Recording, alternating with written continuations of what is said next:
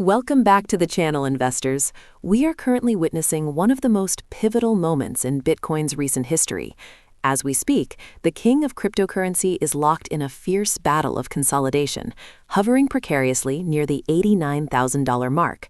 To the untrained eye, this might look like stability, but if you look at the broader picture, specifically the total crypto market capitalization, a different story begins to emerge, one of divergence, capital rotation, and potential volatility. The total market cap has declined from its recent euphoric peaks, shedding billions in valuation. Yet Bitcoin refuses to budge significantly lower.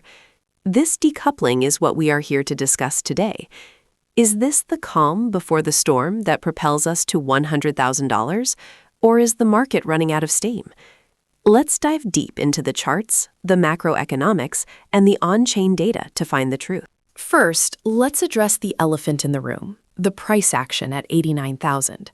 For several days now, Bitcoin has been trading in a tight range. In technical analysis, consolidation after a massive vertical rally, often called a bull flag or a pennant, is typically a continuation pattern. It signifies that buyers are absorbing the selling pressure from profit takers without allowing the price to collapse. The fact that Bitcoin is maintaining the $89,000 level suggests immense underlying strength. However, we cannot ignore the broader market context. While Bitcoin holds the line, the total cryptocurrency market capitalization has dropped. This indicates that liquidity is being sucked out of the system, or more specifically out of altcoins and speculative assets, and potentially flowing back into Bitcoin or exiting to stablecoins. This is a classic flight to safety within the crypto ecosystem. When fear begins to creep in, traders dump their riskier altcoin positions and retreat to the relative stability of Bitcoin. Now, let's talk about the institutional layer. We know that the spot ETFs have been a massive driver of this cycle. The demand from BlackRock, Fidelity, and others has created a floor price that simply didn't exist in previous cycles. Even as the market cap dips, we are not seeing massive outflows from these institutional vehicles. This tells us that the smart money is not panicking. They are likely viewing this consolidation near 89,000 as an accumulation zone. Remember, institutions do not buy tops, they buy ranges. They need liquidity to fill their order books, and a sideways market at these levels provides exactly that. If we were witnessing a true market reversal, we would expect to see heavy distribution, high-volume selling driving the price down rapidly. Instead, we are seeing declining volume on the pullback, which is a bullish signal. It means the sellers are exhausted. Let's shift gears to the technicals. On the daily time frame, the RSI is cooling off from overbought territory.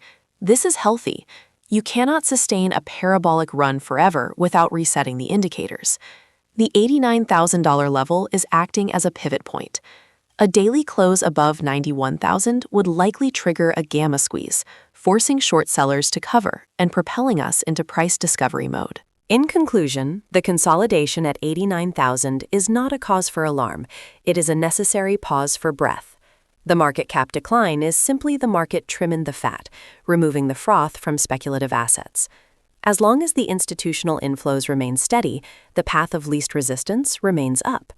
We are watching a high-stakes game of chicken between the bulls and the bears, and right now, the bulls are holding the line. If $87,000 fails to hold as support on the daily close, we could see a rapid liquidation wick down to those lower levels to sweep leveraged longs. Conversely, for the bulls to regain control, Bitcoin needs to reclaim $88,800 swiftly and then attack the $91,000 resistance with high volume. The volume profile today suggests that while selling pressure is high, it is not yet capitulatory. Another massive factor influenced by the shutdown fears is the US dollar index, or DXY. Typically, when political instability hits the US, you might expect the dollar to weaken. However, in a global context, if the fear is high enough, capital rushes into the dollar as a global reserve currency, pushing the DXY up. A strengthening dollar is historically bearish for Bitcoin. We must also consider the institutional perspective. What are the ETFs doing? Data from BlackRock's IBIT and Fidelity's FBTC suggests that inflows have slowed down but have not turned into massive outflows. This is a bullish signal in a bearish tape. It implies that the long-term holders and institutional allocators are not panic selling because of a temporary political squabble in D.C. Let's pivot to the broader economic implications. A shutdown means a halt in economic data reporting. We won't get accurate jobs reports, inflation data, or GDP updates if the Bureau of Labor Statistics and other agencies are closed. This creates an information vacuum for the Federal Reserve. The Fed relies on this data to make interest rate decisions. Now, let's discuss strategy for the retail investor. Seeing your portfolio drop can be emotionally taxing. The Fear and Greed Index has likely dipped from extreme greed back into neutral or fear. This is usually where smart money accumulates.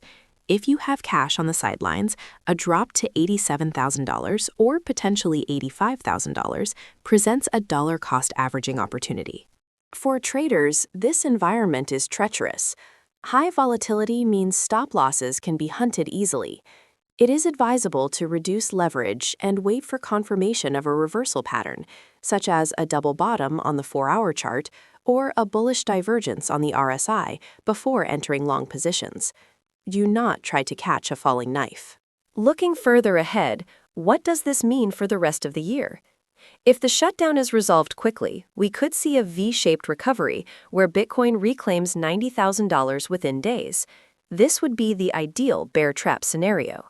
However, if the political gridlock drags on for weeks, mimicking the 35-day shutdown of 2018-2019, we might enter a period of sideways accumulation.